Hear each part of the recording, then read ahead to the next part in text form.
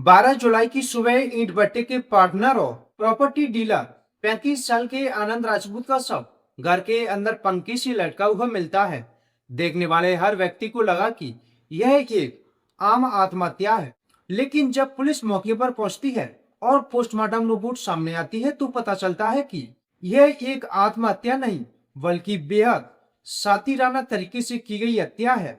साजिश इतनी गहरी थी कि महज 4 दिन पहले एक नया कीपैड मोबाइल फोन खरीदा गया था ताकि किसी को भनक तक ना लगे। लेकिन आखिर किसने रची थी यह खौफनाक साजिश और क्या था उस गुप्त कीपैड मोबाइल का सच? जानने के लिए वीडियो में अंत तक बने रहिए। नमस्कार दोस्तों, मैं आनंद और आप देख रहे हैं क्राइम इन्फो। यह सच्ची घटना उत्तर प्रदेश के इटावा जिले के टोड़ा गांव की है, जहां 35 साल के आनंद राजपूत उर्फ महबूब अपने पिता सुधीर सिंह राजपूत, पत्नी आस्की देवी और 3 मासूम बच्चों बेटियां छवि दुर्गा और एक बेटे के साथ रहते थे। महबूब एक बेहद मेहनती इंसान थे जो प्रॉपर्टी डीलिंग के साथ साथ ईंट भट्टे में पार्टनरशिप में काम करते थे और साल 2013 में महबूब की शादी आस्की देवी के साथ हुई थी। महबूब और आस्की का जीवन बेहद अच्छे से गुजर रहा था, लेकिन कभी कभी काम के सिलसिले में महबूब घर से बाहर रहते थे। लेकिन इसी बीच आस्की देवी के दिल में गांव के ही रिश्ते में भतीजे लगने वाले 24 साल के शिवम के लिए प्यार पनपने लगा था। दोनों के बीच अवैध संबंध शुरू हो चुके थे। महबूब को जब इस अवैध रिश्ते की भनक लगी तो उन्होंने कड़ा विरोध किया।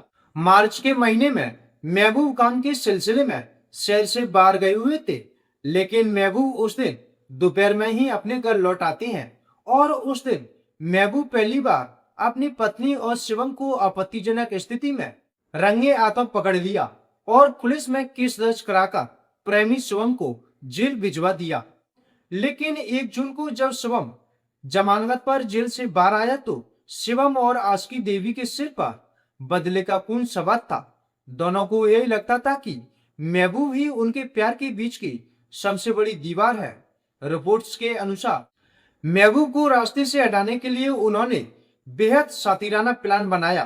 वारदात से ठीक 4 दिन पहले शिवम ने आस्की को एक नया कीपैड मोबाइल और सिम लाकर दिया ताकि किसी को उनके संपर्क में होने का शक न हो। प्लान के मुताबिक रविवार की रात करीब 10:30 बजे महबूब घर लौटे और खाना खाकर और हमेशा की तरह नीचे के कमरे में सो गए, जबकि पिता सुधीर सिंह दूसरे कमरे में सो रहे थे। रात के अंधेरे में आस्की और उसके प्रेमी शिवम ने मिलकर महबूब की गला घोंटकर बेरहमी से हत्या कर दी और इसे आत्महत्या का रूप देने के लिए सबको पंखे से लटका दिया। सुबह जब महबूब का शव फंदे से लटका मिला तो पूरे इलाके में कोहराम मच गया। पुलिस मौके पर पहुंची और जांच शुरू की। सिविल लाइन पुलिस और फोरेंसिक टीम की पूछताछ के दौरान पत्नी आस्की देवी बार बार अपने बयान बदलने लगी। कभी वो कुछ कहती, कभी कुछ। उसकी आंखों में पति को खोने का कोई गम नहीं, बल्कि एक अजीब सी बेचैनी थी। पुलिस का शक गहरा गया। मामले की गंभीरता को देखते हुए एसएसपी ब्रजेश कुमार श्रीवास्तव ने सामान्य पोस्टमार्टम की बजाय 2 डॉक्टरों के पैनल से वीडियोग्राफी के साथ 3 घंटे तक पोस्टमार्टम कराया। गले पर मिले संदिग्ध निशानों की फोटोज और वीडियो फोरेंसिक एक्सपर्ट को भेजी गई। 3 घंटे की गहन छानबीन के बाद डॉक्टरों ने साफ कर दिया था कि महबूब की मौत लटकने से नहीं बल्कि गला घोंटकर की गई थी। पोस्टमार्टम रिपोर्ट आते ही पुलिस ने अपना शिकंजा कस दिया। लगभग 10 घंटे की कड़ी और लगातार पूछताछ के बाद पत्नी आस्की टूट गई और उसने कबूल किया कि उसने ही अपने प्रेमी शिवम के साथ मिलकर उसकी निशानदेही पर पुलिस ने प्रेमी शिवम को भी दर दबोचा। पुलिस ने हत्या में इस्तेमाल किया गया अगोचा, वारदात में इस्तेमाल कीपैड मोबाइल, मृतक के सोने की अंगूठी और एंड्रॉइड फोन बरामद कर इस पूरे केस का खुलासा कर दिया है। दोस्तों, आपको क्या लगता है?